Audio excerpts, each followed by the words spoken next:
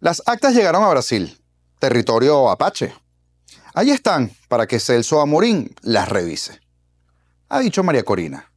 El G7 reconoce entre líneas a Edmundo, pero lo reconoce, aumentando la coalición internacional de apoyos expresados a nuestro presidente electo. Iván Gil, el Gil, ha salido a llorar inmediatamente, como no podría ser de otra manera, y además expresa su apoyo a Mozambique, nuestro aliado natural de toda la vida. Y el asedio a la embajada de Argentina continúa.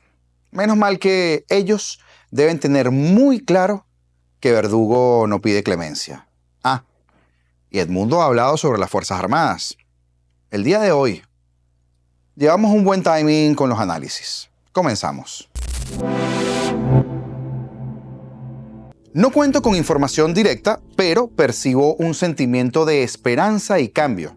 Eso ha dicho Edmundo cuando se le ha preguntado directamente por los militares el día de hoy en una entrevista en una radio colombiana.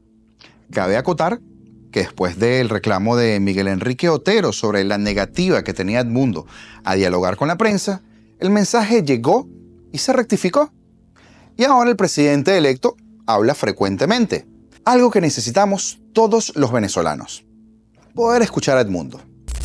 Presidente, ¿usted tiene información de que hay una ruptura profunda al interior de la Fuerza Armada Nacional Bolivariana? ¿El ejército venezolano estaría hoy dividido, fracturado por cuenta de la disyuntiva que se acerca? El 10 de enero es una fecha clave al final, porque las elecciones fueron fundamentales, pero el 10 de enero, fecha en la que toma posesión para un nuevo periodo el presidente de Venezuela, va a ser un punto de quiebre, porque allí al final quedaría muy claro quién apoya un régimen ilegítimo, un gobierno ilegítimo, y quién no lo hace. ¿Usted tiene información sobre la posible ruptura interna en las Fuerzas Armadas venezolanas? Informaciones directas no tengo, porque yo me encuentro en el exterior, en la condición de asilado en España, pero lo que puedo percibir es el sentimiento general que hay en el país de una esperanza de cambio y de una esperanza de que próximamente podamos realizar el reencuentro de la familia venezolana y la recomposición del país. Eso es lo que se percibe, ese es el sentimiento general de la población, y a eso es lo que vamos a dedicarnos tan pronto podamos tomar posesión del cargo. Edmundo está claro. Sin el monopolio de las armas es casi imposible lograr cualquier cambio. Y sé que está trabajando en ello. Por eso es que en el video de ayer, si no lo ha visto vaya y véalo, decidimos incluir ese tema y desarrollarlo un poco. Hay un trabajo que se está haciendo y que a mí me parece importante. Y hasta allí puedo decir, pero el trabajo va bien orientado. Solo una fuerza mayor hará que estos tipos del régimen se dobleguen. Sin embargo, hay algo importantísimo en la pregunta del periodista. Se cree que Maduro será ilegítimo después del 10 de enero porque a todas luces fue aplastado en unas elecciones controladas por él mismo, bien sea dicho de paso. Pero, ¿cuándo pensamos abrir el melón de que Chávez murió en diciembre y no cuando ellos dijeron? ¿Nos esperamos a la transición? Ok, vale, nos esperamos. Pero el hilo constitucional está roto desde hace años, es más, desde antes. Y allí hay un reto para precisamente la transición. Pero es que estos bandidos estuvieron haciendo y deshaciendo en nombre de Chávez, el padre de la tragedia, mientras que este ya estaba sobornando a Hades en el inframundo. Esa percepción de que el tiempo se le acaba a Maduro después del 10 de enero es por lo menos errónea. Ellos mismos saben que ejercen ilegítimamente el poder por al menos los últimos 2 periodos. Pero volviendo a la entrevista, una pregunta interesante da paso al acontecer de hoy día. Y en su momento, no pocas voces dijimos que más hacía Edmundo en el exilio que dentro de una cárcel. Escúchelo. ¿Usted por qué salió exiliado hacia España? ¿Y por qué no permanecer en una sede diplomática? Al final estaba relativamente custodiado. Por supuesto, porque ahí estás anulado. Desde el exterior yo he venido ejerciendo una actividad que va desde mi encuentro con las autoridades de Portugal, de Italia, de la Holanda, de Bélgica con el Parlamento Europeo, en fin, situaciones que no hubieran podido hacer, circunstancias que no hubieran podido ocurrir si yo hubiera estado en Caracas. El pasado diplomático de Edmundo lo ha permitido, claro, en lo que Pedro Sánchez le ha dejado, visitar distintos países de la Unión Europea y así aglutinar voluntades. Por eso, los ministros de Exteriores del G7, el grupo de los 7 países más industrializados del mundo, exigieron este martes la liberación en Venezuela de todos los presos políticos injustamente detenidos y avanzaron que seguirán apoyando los esfuerzos de socios regionales para una transición democrática. Que no son los países BRICS lo que nos apoyan, pero algo es algo, ¿no? El pasado 28 de julio, el pueblo venezolano se ha expresado en las urnas claramente, votando por un cambio democrático y apoyando a Edmundo González Urrutia con una mayoría significativa. Esto se lee en la declaración final de una cumbre del G7 que se mantuvo en Italia. Seguiremos apoyando los esfuerzos de socios regionales para facilitar una transición democrática y pacífica con guía venezolana que garantice el respeto de la voluntad de los electores. Esto aparecía también en la declaración.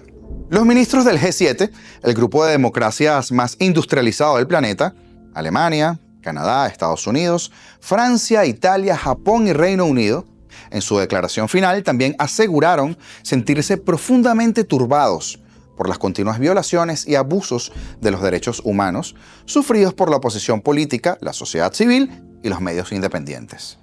Entre estos abusos, el G7 denunció detenciones arbitrarias y graves restricciones a las libertades fundamentales. Todos los presos políticos injustamente detenidos deben ser liberados, exigió el grupo de potencias.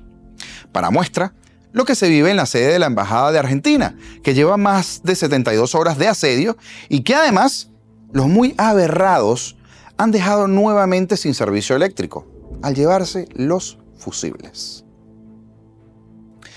Edmundo, por su parte, agradeció a esta serie de países por su firme respaldo a la causa de la libertad, la democracia y los derechos humanos en nuestra querida Venezuela. Su pronunciamiento de hoy, exigiendo la liberación de los presos políticos injustamente detenidos, denunciando los abusos contra la oposición y las restricciones a las libertades fundamentales, así como su compromiso de apoyar una transición democrática y pacífica liderada por los venezolanos, representa el deseo de cambio de nuestro pueblo. Eso lo escribió Edmundo en su cuenta de la red social X. Asimismo, recordó que el pasado 28 de julio los venezolanos se pronunciaron de manera contundente, eligiendo el camino del cambio democrático con una mayoría significativa. Este respaldo internacional no solo refuerza la lucha de millones de venezolanos, sino que también es un recordatorio que no estamos solos en este camino. Gracias por estar al lado de quienes anhelamos una Venezuela libre, justa y próspera.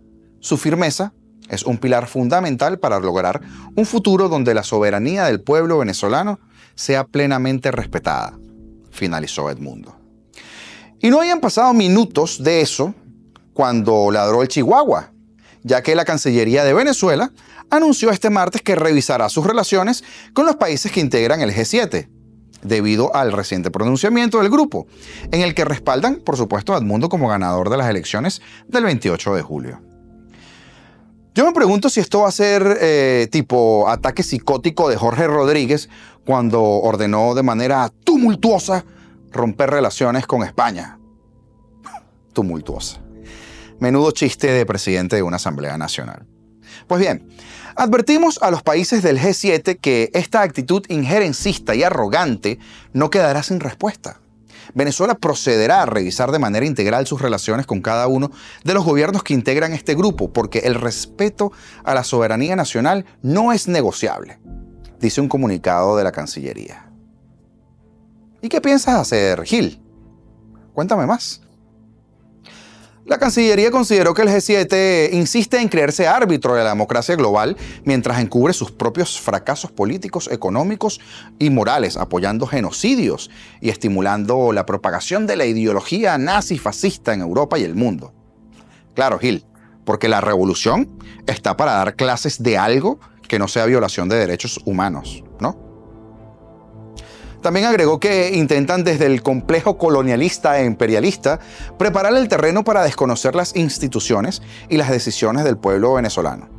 Esto lo añadió el ejecutivo chavista en su respuesta ante lo que tildó como un absurdo pronunciamiento. Los ministros de Exteriores de este grupo exigieron este martes la liberación de los presos políticos injustamente detenidos en Venezuela, luego de que los comicios sucedieran, y avanzaron que seguirán apoyando esfuerzos de los socios regionales para la transición democrática en el país. Y eso es lo que lo tiene picado. Y claro, seguramente también le llama la atención que ellos mismos dijeron sentirse profundamente turbados por las continuas violaciones y abusos de los derechos humanos sufridos por la oposición, la sociedad civil, los medios y cualquiera que no piense como ellos. Pero quien capaz no se siente tan turbado es el guerrillero Petro y su canciller, que siguen con el cuento del gallo pelón. Hablan para adelante y para atrás, todos los días. Dubitativos, hablan sin decir nada, ambiguos. Yo diría que están acobardados por la jugada aparente de Maduro, de esta supuesta venta de monómeros que se fragua en las sombras. Y como disco rayado, volvieron a tirar para ambos lados. Yo quiero aprovechar aquí para decirles, porque ha habido como un malentendimiento aquí. Nosotros hemos sido claros en que si no hay actas, no hay reconocimiento. Yo vi unas discusiones que se dieron últimamente sobre el tema. La posición de Colombia siempre ha sido muy clara. Si no hay actas, no hay reconocimiento. Lo que dijimos es, y el presidente lo planteó, que estaba revisando el proceso, dio una opinión, nosotros dimos otras opiniones sobre ese proceso, pero siempre nos hemos mantenido en el hecho de que si no hay actas, no hay reconocimiento, y ya le daremos respuesta a la invitación que hemos recibido, que ha recibido el señor presidente. Yo no sé si alguien le ha comentado a este ilustre personaje que las actas, de hecho, ya estuvieron en el Congreso de Colombia. Así es, señor Murillo. Pregúntele a cualquier diputado o senador, que las deben haber visto y probado de arriba a abajo. El temita de las actas está cansón, Murillo. Porque, ¿sabes? Quien no ha presentado ni la servilleta donde se inventaron los resultados. Ajá, ya tú sabes, Murillo, ¿quién fue? Recuerda que la historia no la escriben los cobardes.